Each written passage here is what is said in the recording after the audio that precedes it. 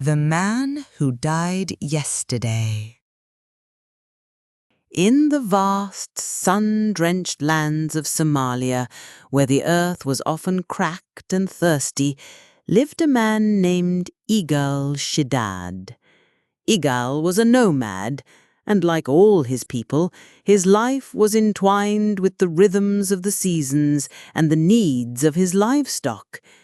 He was the keeper of a fine herd of camels, long-legged and proud, a flock of hardy goats, and cattle whose coats shone in the brilliant sun. This life, however, was a demanding one. It was a world of constant vigilance, where the shadow of a lion on a ridge or the glint of a spear from a rival clan were ever-present dangers. Igal, however, was a man whose spirit was not forged for such a life. He was known throughout the region not for his bravery, but for his profound cowardice. While other men spoke of honor and courage, Igal dreamt of quiet afternoons and a life free from alarm.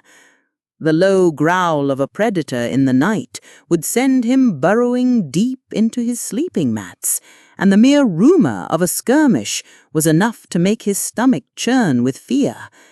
He loved his family, it was true, but he loved his own safety more, a fact that brought a constant shadow of shame to his wife, Amina. One sweltering afternoon, as Igal slept soundly in the relative cool of their tent, Amina was returning from the communal well. Her water vessel was balanced perfectly on her head, but her heart was a frantic drum against her ribs.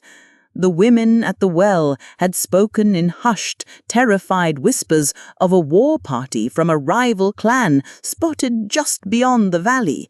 They were moving fast, their numbers were great, and their intent was clear: to raid the village and slay every man of Igal's clan. Forgetting all decorum, Amina hitched up her robes and ran, the water sloshing unheeded down her back. She burst into the tent, her breath coming in ragged gasps. "Igal, wake up!" she cried, shaking his shoulder with a desperate strength. "You must get up! Enemies are coming! They are almost here, and they mean to kill us all!" Igal blinked his eyes open, his face a mask of annoyance at being disturbed from his slumber. He sat up slowly, rubbing the sleep from his eyes, and looking at his wife as if she had lost her senses. "Amina," he said with a weary sigh, "why must you always be the bearer of such terrifying tales? You hear a jackal howl and think it's a demon. You see a dust devil and believe it's an approaching army. Leave me in peace." "This is no fairy tale, Igal," she insisted, her voice rising with a mixture of fear and frustration. "It is not some story I have invented to frighten you. The women have all seen the dust from their approach. The men are gathering their spears. Our neighbors are shouting warnings from tent to tent. It is true. You are a man. You must stand and defend your family, your home, our very lives." The distant clamor of panicked shouts and the lowing of frightened cattle finally pierced Igal's bubble of disbelief. A cold dread, sharp and sickening, washed over him. Defend his family? The very thought made his knees tremble. He pictured himself with a spear, facing down hardened warriors. The image was so horrifying, so utterly impossible, that his mind recoiled. He could not fight. He would not. Forgetting his wife, forgetting his duty, his mind scrambled for a way out, a path to his own survival.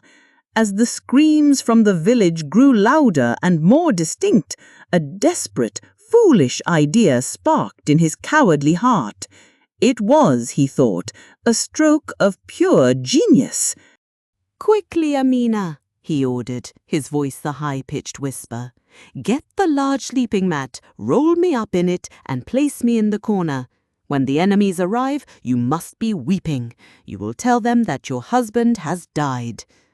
Amina stared at him, her face a canvas of disbelief and shame. "You would have me lie? You would hide like a frightened child while our neighbors fight and die? Do as I say," he hissed, his eyes wide with terror. "It is the only way. Now do it."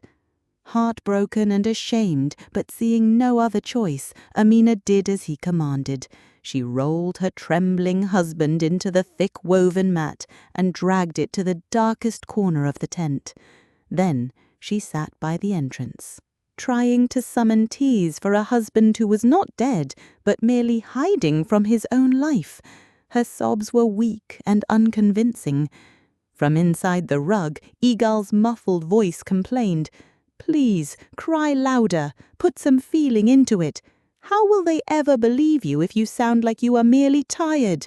Wail, woman, so the enemy will think your heart is truly broken."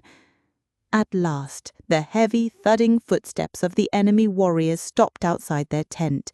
The flap was thrown open and a tall, scarred man, the leader of the war party, ducked inside, his eyes sweeping the interior. He saw Amina on the floor, her face buried in her hands. "What is the matter with you, woman? Where is your husband?" Amina, forcing a loud, heart-wrenching sob, looked up at him. "My husband, oh my poor husband, he is dead," she cried. The warrior's eyes narrowed in suspicion. He looked around the small tent, his gaze lingering on the lumpy mutt in the corner. "Dead, you say? When did he die?" This was the question she had dreaded. In their haste, she and Igal had not agreed upon the details of his death. She opened her mouth to speak, her mind a complete blank. Should she say this morning? An hour ago? Before she could form a single word, a panicked, muffled voice squeaked from inside the rug. "Tell them he died yesterday!" A stunned silence fell upon the tent. The enemy warrior stared at the rug, then at Amina, and then back at the rug. His hardened face, a moment before a mask of menace, began to twitch. First, a low chuckle escaped his lips, then a disbelieving shake of his head, and finally a loud, booming laugh that filled the small space. He called to his men outside, and soon the tent was filled with warriors, all staring at the talking rug and roaring with laughter. "What a foolish man," the leader declared, wiping a tear of mirth from his eye. "This is not a man at all. He is a walking joke.